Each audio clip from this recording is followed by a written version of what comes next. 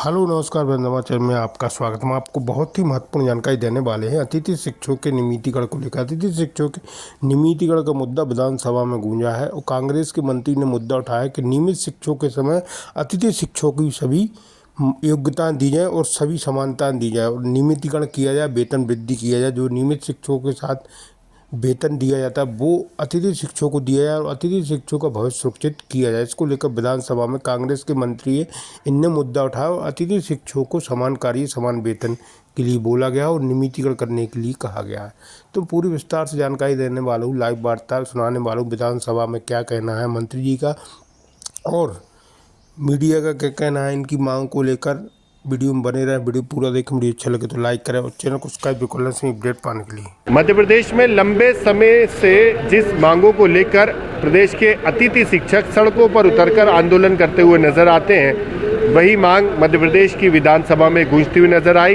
कांग्रेस के विधायक नितिन सिंह राठौर ने ये मामला उठाया था अतिथि शिक्षकों का नियमितीकरण का। सर, विधानसभा में हमने देखा अतिथि शिक्षकों की बात आपने उठाई, क्या मांग थी और क्या जवाब आया सरकार का? देखिए, ये बात आज की नहीं, बहुत पुरानी है कि सरकार कई विभागों में अतिथि शिक्षकों से काम लेती है और अतिथि शिक्षा विभाग में अतिथि शिक्षकों से काम लेती है और अतिथि शिक्षक से उतना ही काम कराया, उतना ही इस्तेमाल किया जाता है जितना एक परमानेंट जो नियमित जो शिक्षक होते हैं उनसे लिया जाता है। उसके बावजूद भी कई चीज़ों में उनका उतना ध्यान नहीं रखा जाता, उनकी तनख्वाह समय पर नहीं मिलती। इस मांग को लेकर मैंने प्रश्न लगाया था और मैंने मांग की थी कि जब आप उनसे काम ले रहे हैं तो फिर उतना ही उनको जो जब परमानेंट जिनको मिलता है उतना ही ध्यान उनका भी रखा जाना चाहिए।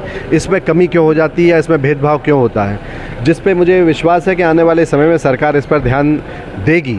यदि नहीं देगी तो निश्चित रूप से इस आवाज़ को और प्रखरता के साथ हम सब कांग्रेस पार्टी के लोग उठाएंगे, जिससे उनको भी उसका लाभ मिल सके। देखा हमने कि सड़कों पर उतरकर कई बार उन्होंने आंदोलन किए, मुंडन कराया, अलग अलग तरीके से ध्यान आकर्षण सरकार का कराया, आपने विधानसभा में कराया। सरकार की क्या मंशा है, अभी तक क्या कोई जवाब आया सरकार का? देखिए, सरकार की मंशा जब इसको ध्यान नहीं देते तो ऐसी लगती है कि इसको टालना चाहते हैं, लेकिन हम विपक्ष के लोग इस आवाज़ को प्रखरता के साथ उठाते रहेंगे क्योंकि वो भी एक मनुष्य जीव है और अगर उनसे सरकार लाभ ले रही है तो उनको उसका फ़ायदा मिलना चाहिए। इस आवाज़ को पूरी कांग्रेस पार्टी पूरी ताकत के साथ आगे भी उठाती रहे। ये कांग्रेस विधायक नितिन सिंह राठौर है। मुद्दा उठाया था इन्होंने अतिथि शिक्षकों के नियमितीकरण का और नियमितीकरण की मांग को लेकर लंबे समय से शिक्षक सड़कों पर उतरकर विरोध प्रदर्शन करते हुए नजर आए हैं और कई बार लंबे समय तक जो है उन्होंने धरना भी दिया है, सरकार का ध्यान आकर्षण कराया है, लेकिन अभी तक उनकी मांगों का कुछ नहीं हुआ। अब विधानसभा में भी ये मामला गूंजा था, देखते हैं सरकार आगे क्या कुछ कार्रवाई करती है। TV9 मध्य प्रदेश छत्तीसगढ़ के लिए आमंत्रण। नितेंद्र सिंह राठौर जी। सभापति महोदय, मैं मांग संख्या 44 और 27 के अनुदान मांगों के कटौती प्रस्ताव पर अपनी चर्चा रख रहा हूं। सबसे पहले तो आपका धन्यवाद कि मुझे इस सत्र में पहली बार बोलने का अवसर मिला है। माननीय सभापति महोदय, मैं बड़े दुख के साथ इस सदन में कहना चाहता हूं कि मध्य प्रदेश के उच्च शिक्षा विभाग का यह बजट युवाओं के साथ सीधा अन्याय है। सरकार आंकड़ों की बाजीगरी कर सकती है, लेकिन हकीकत यह है कि यह बजट विकास का नहीं, व्यवस्था चलाने भर का बजट है। महंगाई लगातार बढ़ रही है, कॉलेज के खर्च बढ़ रहे हैं, लेकिन उच्च शिक्षा के बजट में जो वृद्धि दिखाई दे रही है वो केवल कागजी है। वास्तविक रूप से यह बजट ठहराव का बजट है। माननीय सभापति महोदय, प्रदेश के शासकीय महाविद्यालयों में हजारों पद रिक्त पड़े, असिस्टेंट प्रोफेसर नहीं है, प्रयोगशाला सहायक नहीं है, लाइब्रेरियन नहीं है और सरकार कहती है कि शिक्षा की गुणवत्ता बढ़ रही है। क्या अतिथि विद्वानों के भरोसे प्रदेश का भविष्य बनाया जाएगा? क्या युवाओं का भविष्य संविदा पर चलेगा? विश्वविद्यालयों महाविद्यालयों की इमारतें जर्जर हैं। SC, ST, OBC छात्रों की छात्रवृत्ति समय पर नहीं मिल रही। गरीब छात्र फीस जमा करने के लिए दर दर भटकता है। क्या यही युवा सशक्तिकरण है? नई यूनिवर्सिटीज की घोषणाएं तो कर देना आसान है, लेकिन उनके लिए पर्याप्त फंड कहां है? पहले जो संस्थान है उन्हें तो मजबूत कीजिए। माननीय सभापति महोदय, रिसर्च के नाम पर राज्य विश्वविद्यालयों को नाम के लिए राशि दी जा रही है। राष्ट्रीय स्तर पर प्रतिस्पर्धा की बात करते हैं, लेकिन संसाधन देने में सरकार पीछे हट जाती है। और सबसे गंभीर सवाल है कि डिग्री देने वाली व्यवस्था तो बना दी, लेकिन रोजगार देने वाली व्यवस्था कहाँ है। उच्च शिक्षा का उद्देश्य केवल प्रमाण पत्र देना नहीं, बल्कि युवाओं को आत्मनिर्भर बनाना है। इस बजट में इंडस्ट्री लिंक्ड शिक्षा, स्किल, स्टार्टअप, प्लेसमेंट, इन सब पर ठोस रणनीति नजर नहीं आती। यह बजट युवाओं की आकांक्षा के साथ न्याय नहीं करता और ज्ञान की दिशा में आगे भी नहीं ले जाता।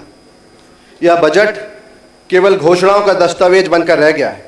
मैं सरकार से मांग करता हूं कि रिक्त पदों पर तुरंत नियमित भर्ती हो, ग्रामीण कॉलेजों के लिए विशेष इंफ्रास्ट्रक्चर पैकेज दिया जाए, छात्रवृत्ति समयबद्ध और पारदर्शी प्रणाली हो। सरकार के लिए शायद उच्च शिक्षा प्राथमिकता नहीं बल्कि औपचारिकता बनकर रह गई है। प्रचार में करोड़ों खर्च हो सकते हैं, लेकिन प्रोफेसर्स की भर्ती के लिए खजाना खाली हो जाता है। सरकार कहती है कि वह ज्ञान की अर्थव्यवस्था बना रही, लेकिन सच्चाई यह है कि हमारे विश्वविद्यालय संस्थानों के अभाव में संघर्ष कर रहे हैं।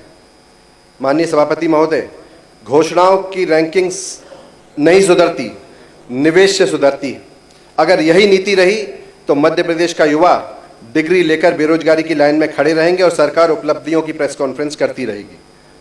यह बजट युवाओं के सपनों को पंख देना का नहीं बल्कि इंतजार कराने का बजट है। माननीय सभापति महोदय, डिग्री देने से भविष्य नहीं बनता, गुणवत्ता और रोजगार देने से भविष्य बनता है और इस बजट में दोनों की कमी साफ दिखाई देती है।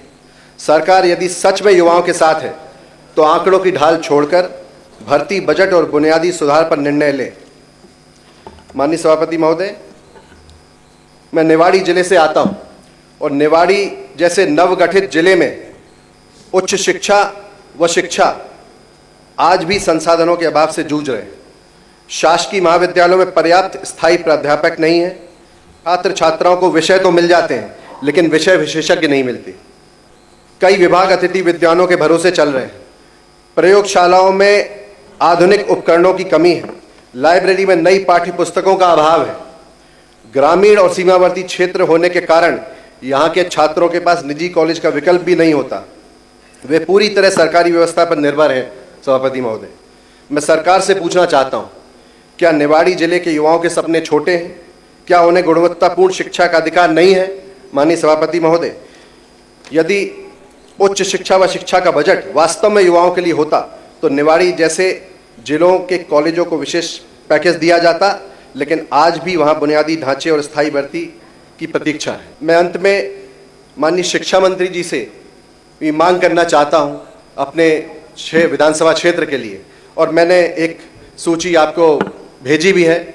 मेरी आपसे विनम्र निवेदन है कि जो स्कूलों की हालत जर्जर है, कई जगह शौचालय नहीं है, फर्नीचर बहुत ख़राब है और बहुत जर्जर स्थिति में स्कूल्स हैं, उसको जल्दी से जल्दी उसकी स्वीकृति कर दें, जिससे हमारे क्षेत्र के छात्र छात्राओं के साथ भी न्याय हो।